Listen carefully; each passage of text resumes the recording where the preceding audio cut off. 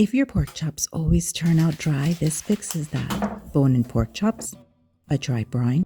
Pat them dry. Moisture is the enemy of a good sear. And knowing when to stop cooking and let them rest. This is what you're looking for, a gentle color, not a hard crust. I pull them right around 145 and let them rest. Now the pan does the work.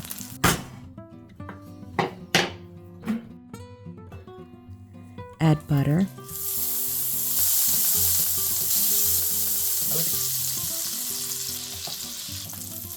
garlic and thyme, nothing aggressive. Whole grain mustard for warmth, not bite. And a little honey just to balance it. Bring the chop back, turn it once or twice, and stop.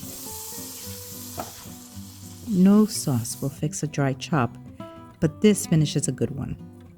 That's how you get pork chops that stay juicy.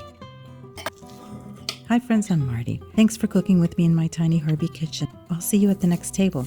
Lamb shanks with port and dried plums.